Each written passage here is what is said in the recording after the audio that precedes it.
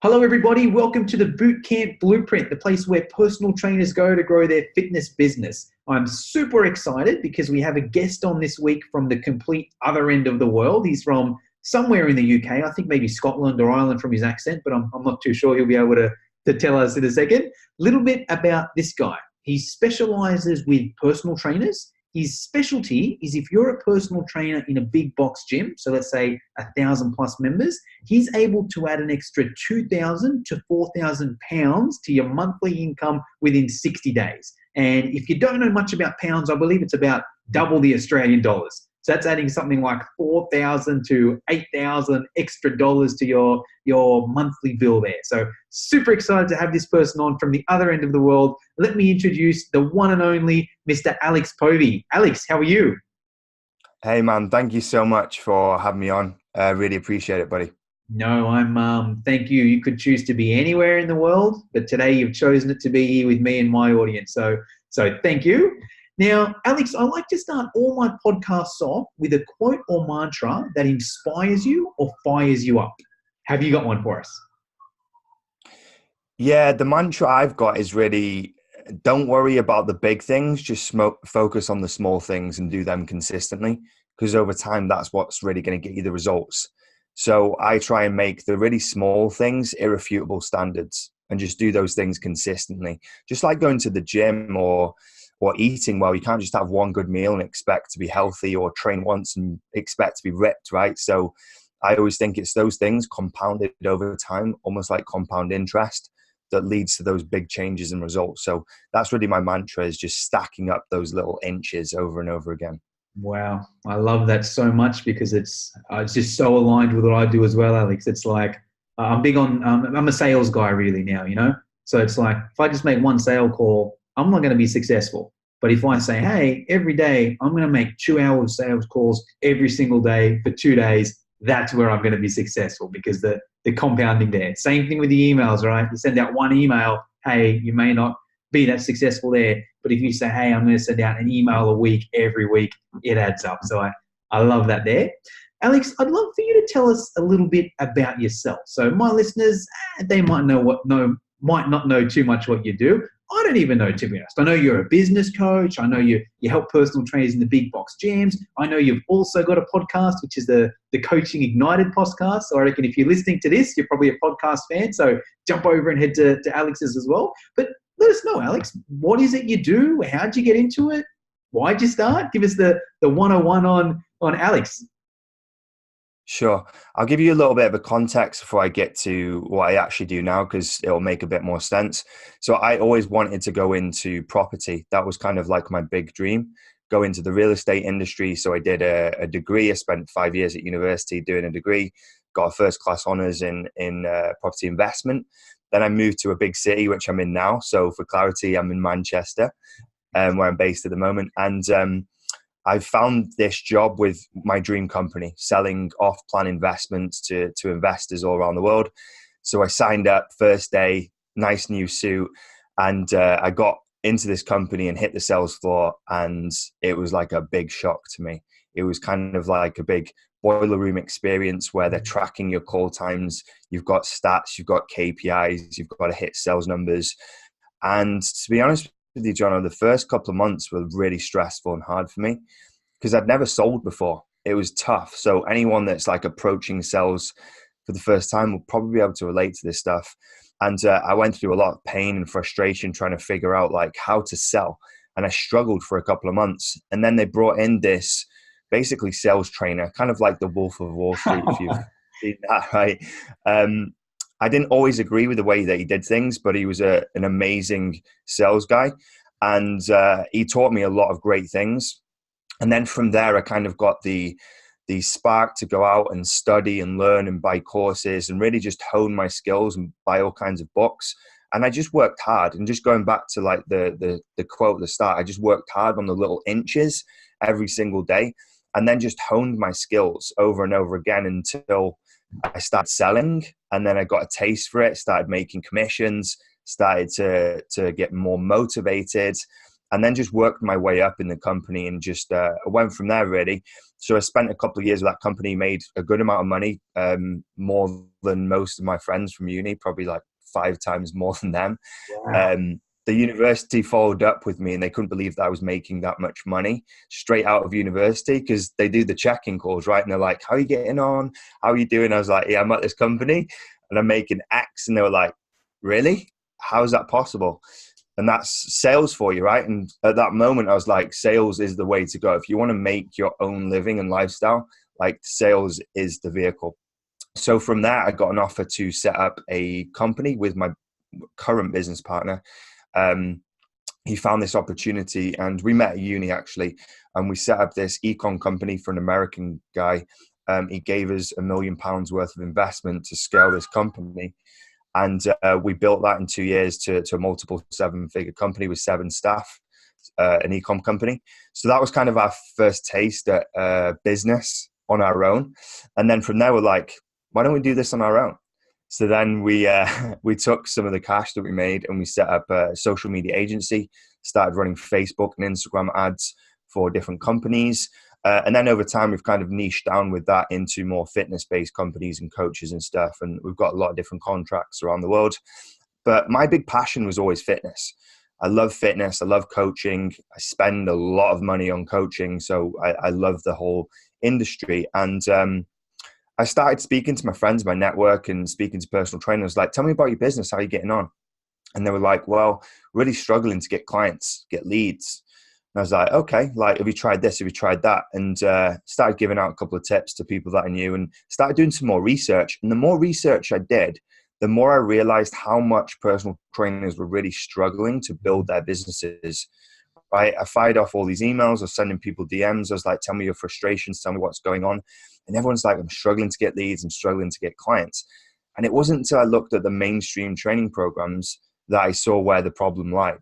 Because if you look at the certifications in level 2 and level 3, if you've done them yourself, John, there's no practical advice on how to sell and market personal training in those courses. So people are being pumped into the industry like more than ever right now, but don't have a fucking clue what to do.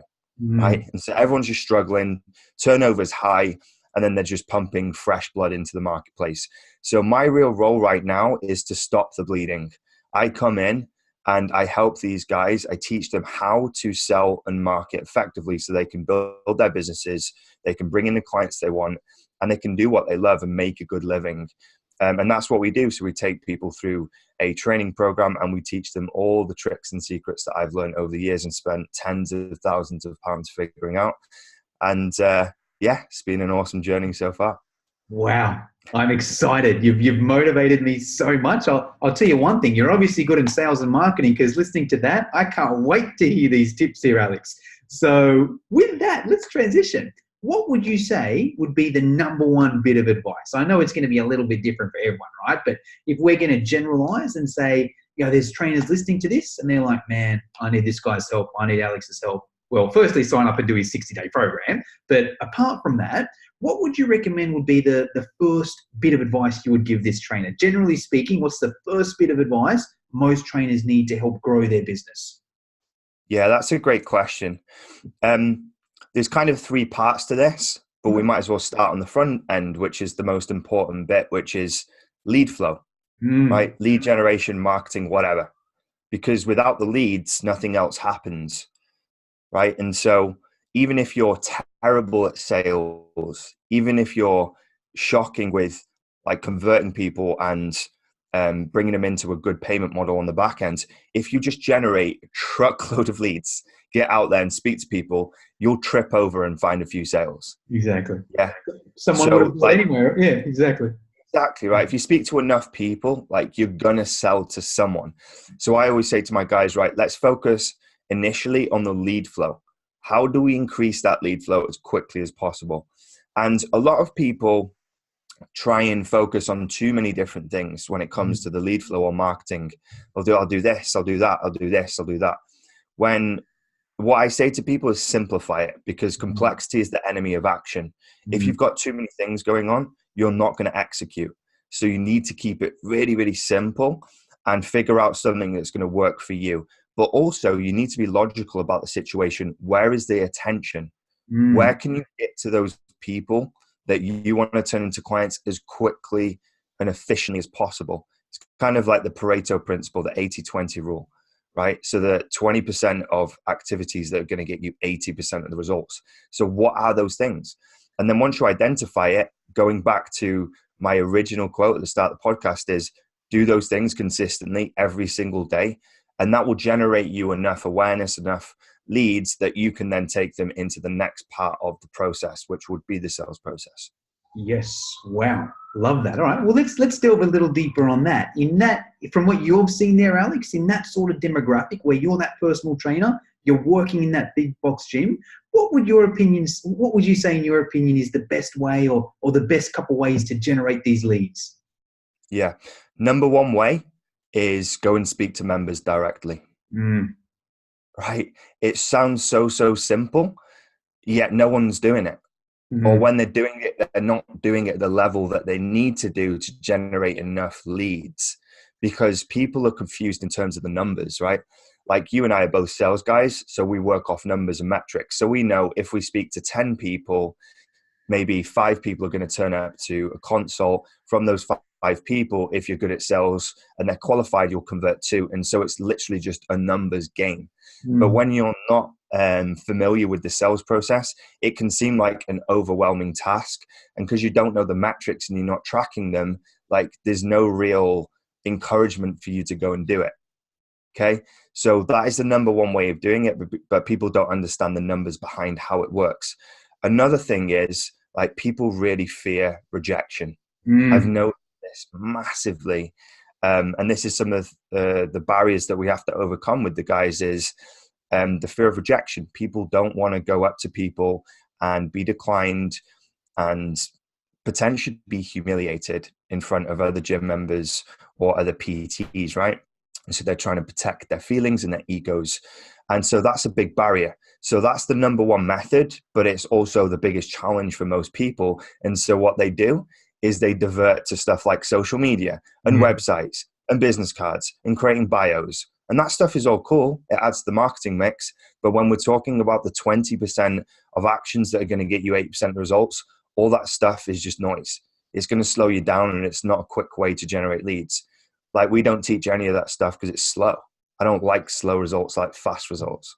And that's going to be speaking to people directly on the gym floor, piquing their interest in your personal training, getting them into then a sales process, which is well structured with a framework, converting them and then putting them into a really optimized payment model that maximizes the return from that client and then retains them as long as possible. Yes, I love that. No, I can't agree more. And especially now, me running a solely online business, right? I've got to put a lot of effort on social media. I've got to put a lot of dollars on social media. I would love it if I could just walk into a place and there was 1,000 qualified. If there were 1,000 potential leads there, that's so much freaking easier to sell and market to than to go out and do this extra stuff on social media. So I love that there. So we've got our step one there, Alex, which is lead flow. We need a constant generation of leads. Now, in that environment there, the easiest way and the fastest way to do it is just simply to talk to gym members on the floor. And we do little things right. So we might set aside some sort of target where it's like, great, for an hour a day, I'm going to go and just walk the gym floor, or, I've got a KPI of I'm going to have 10 different conversations, or, I'm going to make sure that I get 5 different consults or whatever it may be. But that's our first step there. What would you say is in the second step? Yeah, love that you asked that. This is my favorite part. It's the sales process, right? Oh, And this is what people really try and avoid or hesitate with or don't like or think it's salesy or pushy, right? And that's because they don't know how to sell. And so it feels uncomfortable. Just like anything, I don't really know how to play golf. So if I'm trying to like putt a ball, like that's going to frustrate me, and I'm probably going to like throw the club, right? And this is how I describe people's relationship with sales, is because they've not practiced it, they've not learned it. It's like, oh, I don't like sales. Yet this is really important, because when you generate those leads, if you want to save yourself lots of time and frustration, you need to start converting, because that's where the cash is made on the conversion, right? And so the second part of the process is really the sales process. And the way I like to describe it is all you need to actually do is, one, build a framework. But before we get into a framework, is really drill down into someone's current situation, figure out where they are right now, find those pain points, those frustrations, challenges, make them aware that they exist, because they might not always realize that they have those problems until you start asking deep and meaningful questions. And I call this the diagnosis, just like a doctor would do. And then you figure out, like, where's their desired situation? Where do they imagine themselves? How do they want to look? How do they want to feel? How does that impact other areas of their life? Right? And it's like point A and point B. And you've got to figure those two things out. And if you can figure those two parts out, you can position yourself in the middle as a compelling vehicle to take them from their current situation to their desired situation. And if I were to break sales down into a simple process, that is it. It's figuring out the current situation, desired situation, and then making a compelling offer to get them there quicker. Yes. Wow. And it's just like any other product. It's just like any other product. So people are always trying to get from their current situation to their desired situation. They're scanning the market every single day for these products and services.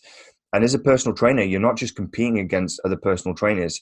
You're competing against lip fillers, boob jobs, veneers, weight loss pills, proteins, other things that these people can spend their money on to try and get to this desired situation. They could even buy a Rolex or a handbag because it gives them the confidence and makes them feel better and like they're fixing that problem and creating a better version of themselves. So they're constantly scanning the market for all these different options, and you're competing against everything. So you have to have a compelling offer to help them make a decision to come and work with you, to take them from those two different points. And that's how I break sales down. So that's the second part of the process, is have a framework to identify those 2 points, because without those 2 points, your sales process is going to be weak. It's not going to be compelling enough to get them to make a commitment, because they'll go and scan the market for a better product.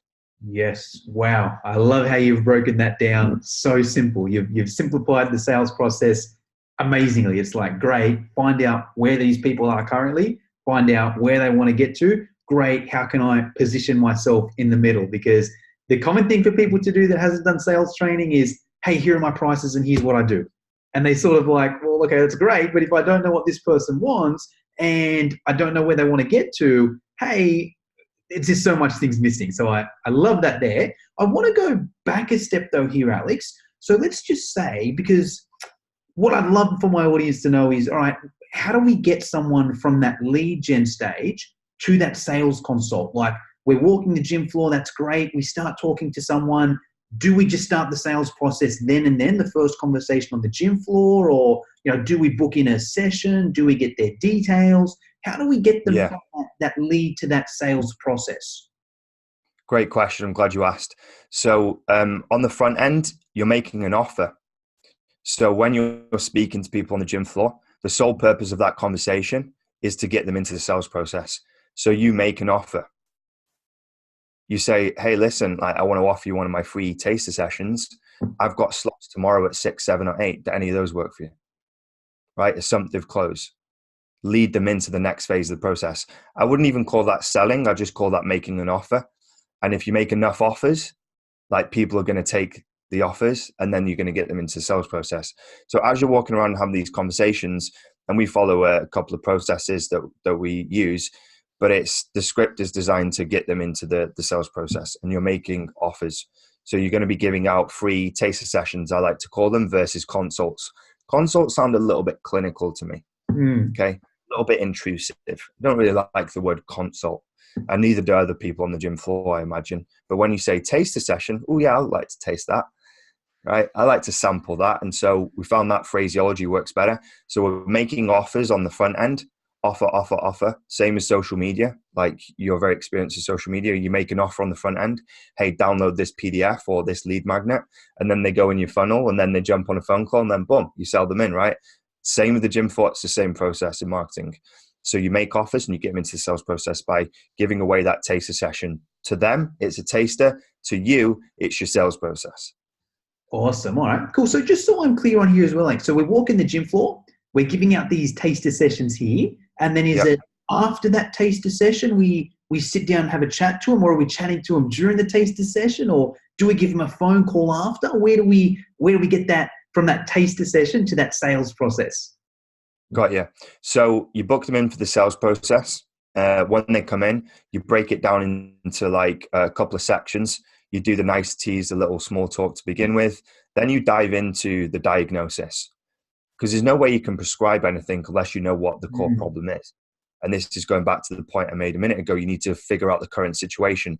So you spend about 10, 15 minutes, sit them down, and you basically pre-frame it that you need to understand certain pieces of information in order to customize the workout that you're going to give them today. But you need to collect that information to then understand where the pain is, but you also need to make them aware of the pain, the things that are going on, right? So you sit them down for 10, 15 minutes, you have that deep discussion, you bring out those things that they're struggling with, they're challenged with, and figure out like what they want to achieve and where they want to be. So you figure out the desired situation. Then once you've collected that info, you can then go, okay, great. Like, thanks for sharing that stuff with me. That really helps me in really customizing a workout for you today that's going to help you with some of those things.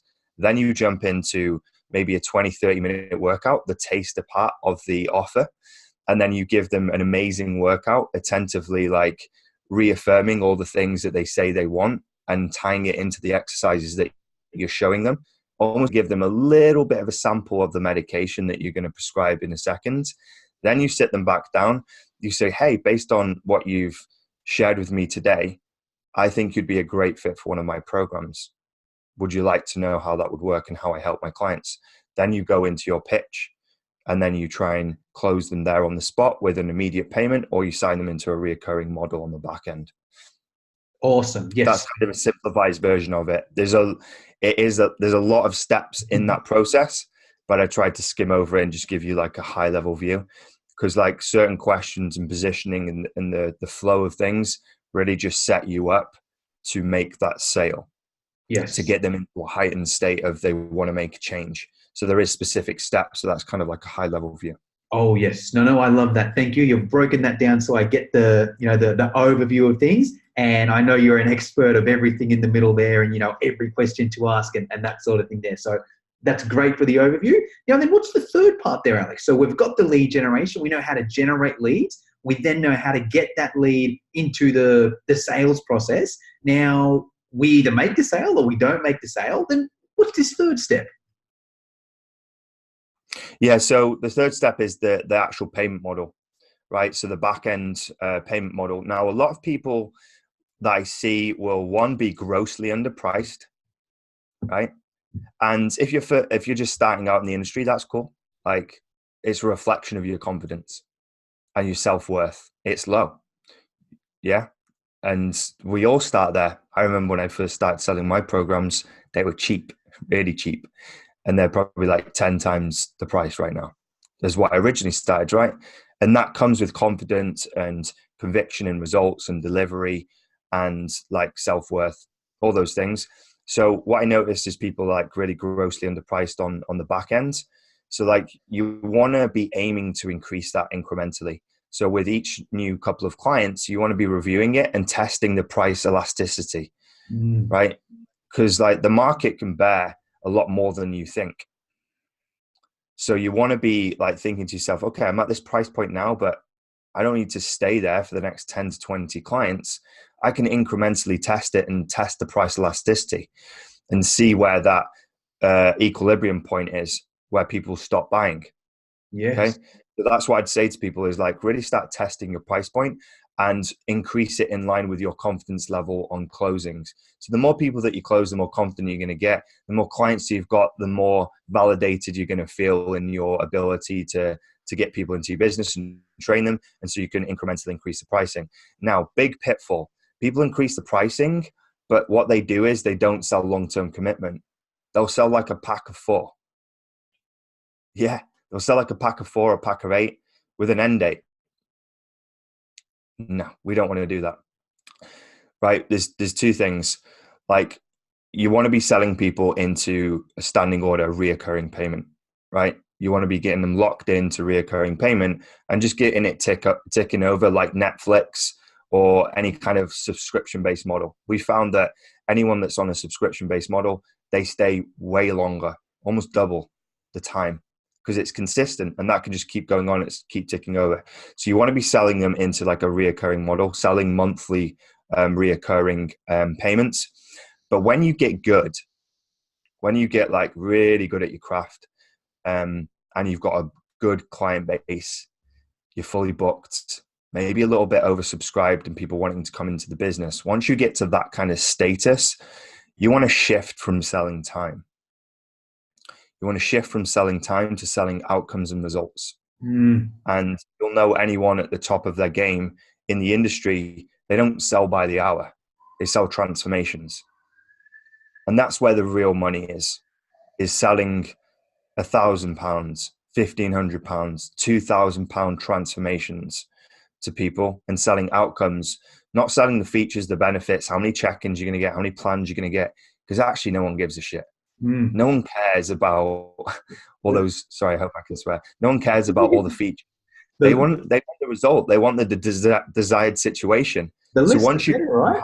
If you said to me, hey, you can have this transformation and you can do it in 20 sessions or you can do it in 10 sessions, I'm going to take the 10. Exactly, right? So once you get to that higher level and that higher status of confidence and you're at a good price point per hour, you can then start shift into selling more transformational based packages. And if you were to break it down to your hourly rate, it's significantly more, sometimes double what you'd be able to charge if you're just selling by the hour. So you sell them as transformations. So that's where it really gets interesting on the back end, because everyone's always trying to go and get more clients, more leads.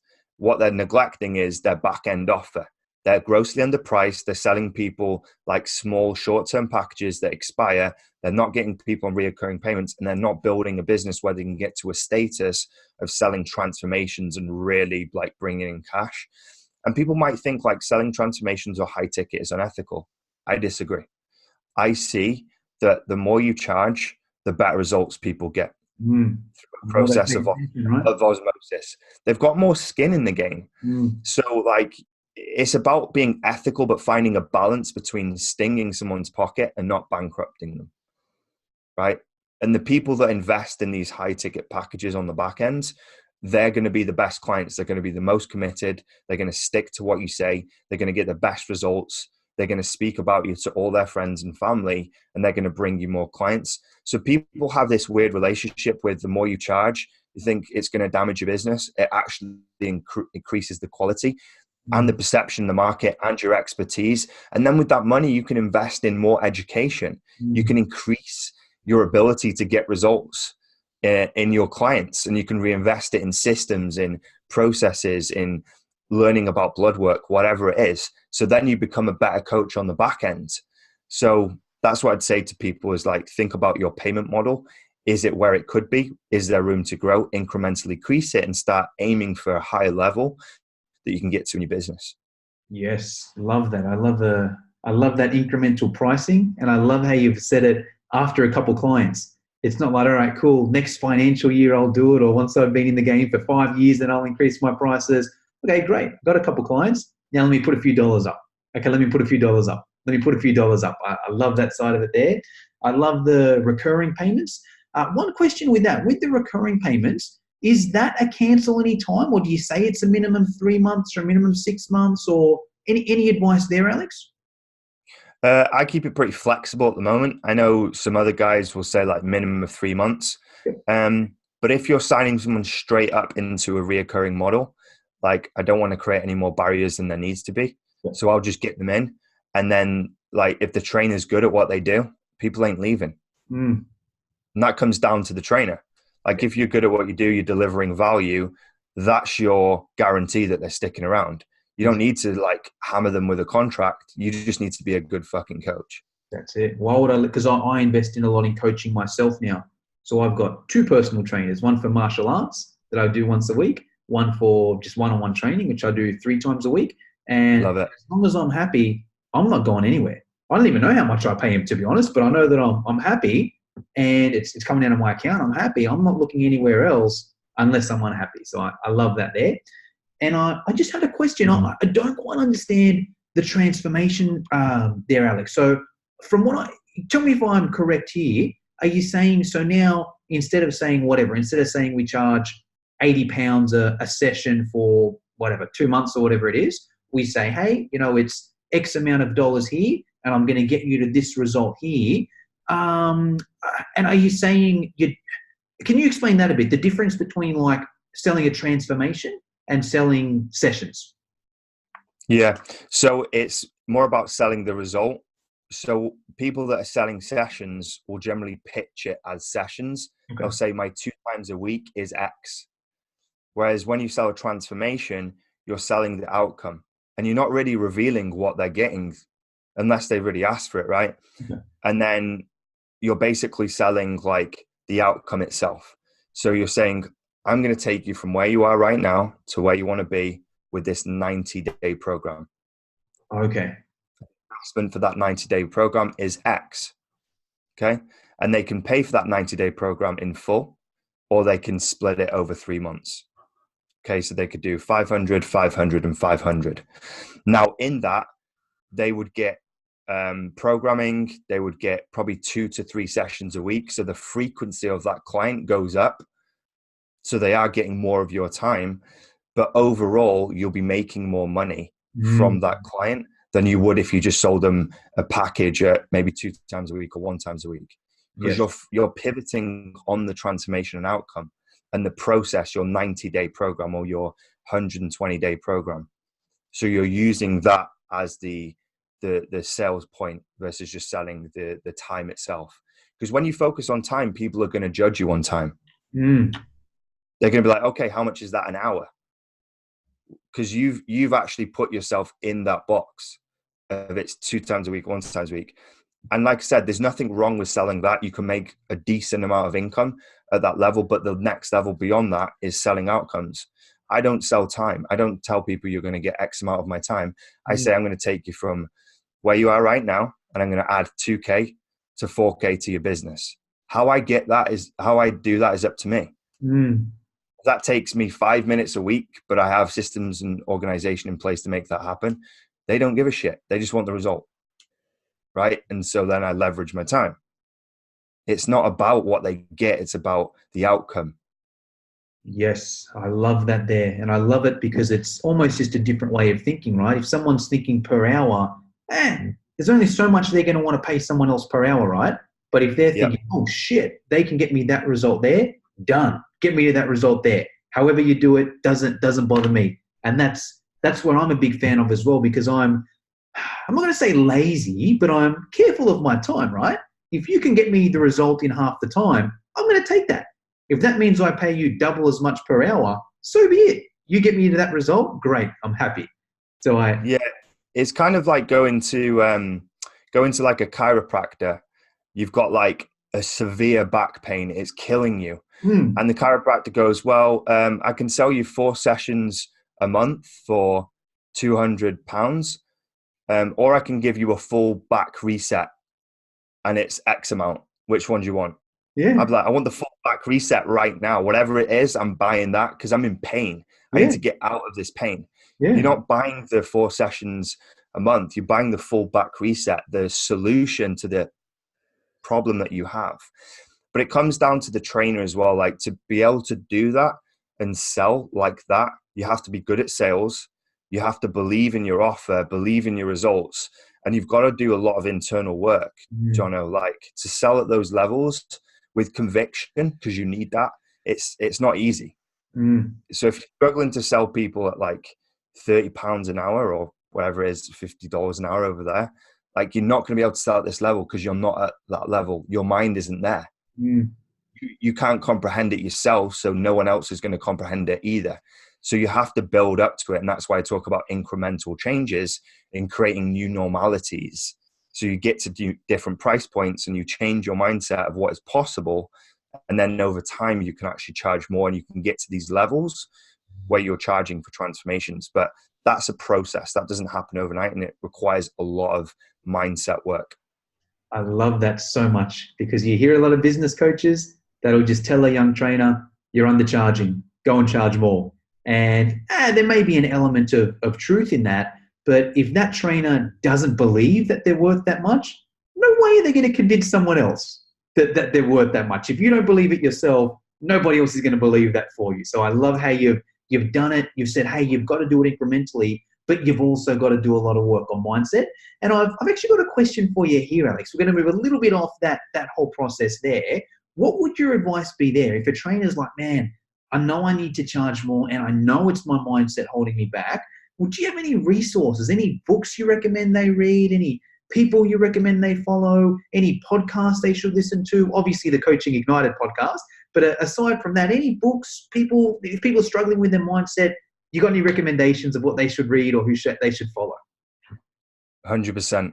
There's actually a book that I give to my elite level clients. So in my second tier program, the ones that are really trying to do the big mindset work and charge much, much more, I give them one book.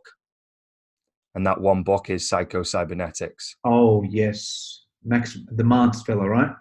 Yeah. That's by far the best book that I've ever read and most powerful and life-changing book that you can read if you want to change any area of your life, relationships, financial status, happiness, anything. And in this book, guys, for anyone that's not read it or familiar with it, it's basically about self-image, the way you see yourself, because the way you see yourself is a reflection of your external world, right? So whatever your reality is internally, that will show up externally.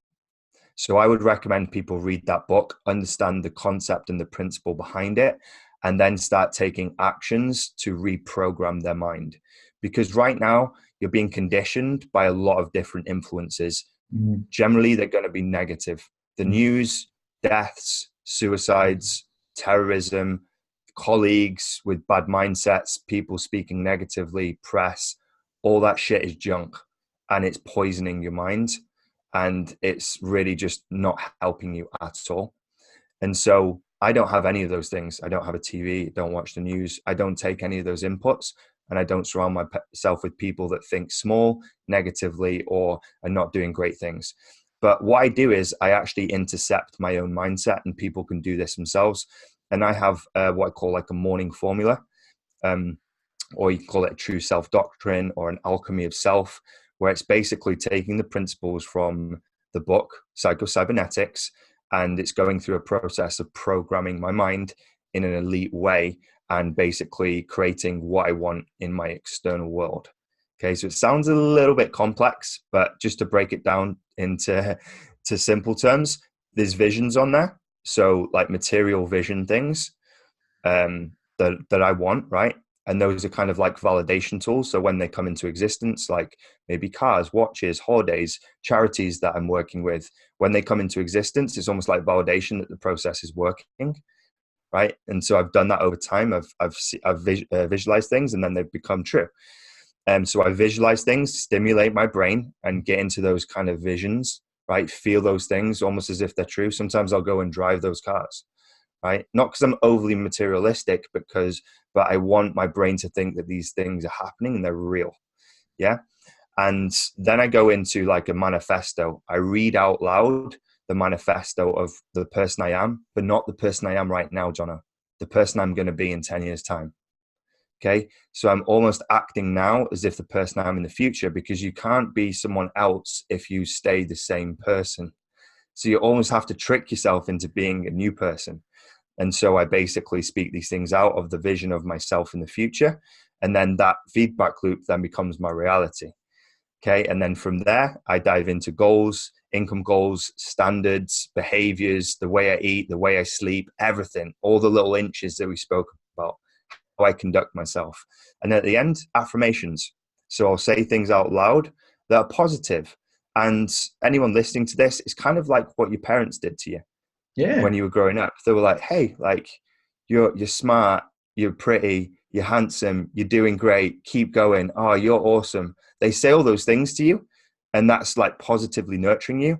And then you become an adult, and then you start going, oh, I'm worthless, I'm ugly, I can't do this, I'm a failure. And you start feeding yourself the wrong inputs. And so I intercept that, and I feed positive affirmations to my mind. And then I just play those things over every single day. And that is part of my life. I do that every day. And that's what I'd say to anyone. Maybe you don't have to go to that level, but start monitoring the inputs in your mind, just like the food that you consume and the exercise you do. Your mind is part of that triangle. And if your mind is not in check, everything else will fall to pieces. Wow, so powerful. I love that, Alex. And I've got to be honest, this is one of my favorite podcast interviews I've ever done. So thank you for all you've shared. Now, unfortunately, I've stuffed up my time. So my listeners are probably like, man, I could listen to this guy forever. John, why are you cutting him off a few minutes early? And that's completely my fault. I've stuffed up my times if you're listening, and I've actually got someone coming up here. So I've got to let Alex go. But hey, Alex, I'm sure every single person listening to this is like, man, I want to hear more from this guy. I want to hear what he's doing. I want him to, break down more of this. Is the best place for people to follow you on Facebook or listen to your podcast or a bit of both? What do you recommend there if someone wants to reach out and hear more about you? Yeah, for sure. So my Facebook page is probably a good place. I'm there constantly hanging out, posting content, sharing ideas. So it's Alex Povey on Facebook, and then jump on the podcast. Like, we've done over 40 shows with fit pros, gym owners, coaches, some awesome people. And I think we're going to get you on, Jono, to share some of your secrets and knowledge bombs. So yeah, join the podcast. It's Coaching Ignited on Spotify, iTunes, and all the major platforms around the world. So go check that out. There's a ton of value there. That'd be a good place to start. Awesome. And if you're listening, I'll put all these in the show notes anyway, so they'll be a click away. Alex, that's all we've got time for today. Is there anything I forgot to ask, or is there anything that you want to finish us off with? Yeah, for sure. I would say to anyone listening, like, forget all the systems, the strategies, all the little tactics and sales scripts, all that stuff. And what you should be focusing on really is your mind. Okay, so it's going back to the point that we made, because your whole success pivots on that one thing. That's the machine that you have to operate your whole business and all the systems and strategies and things. So I would be focusing on that. That's going to be the key thing that is really going to dictate whether you fail or succeed. And it's up to you to take care of it. And if you're in the fitness space, you're already doing it with your nutrition and your exercise. If you're neglecting your mind, then you're missing a huge trick. And if you look at any elite performer, any business owner, they'll put their success down to their mindset, their belief systems, the way they see themselves. And that's so pivotal. And if you start working on your mind, your whole life will start to change. Love that. And you can, I'll agree with that 200%, especially from the financial side of things. If your mind isn't there, there's only so success. There's only so, you're going to be capped on your financial ability there. It's not until you believe you can make this much first, then you make it, not the other way around. So I love that. But hey, Alex, I got to roll, but it was awesome having you on this show. Awesome, man. Great speaking to you, John. Thanks for having me on.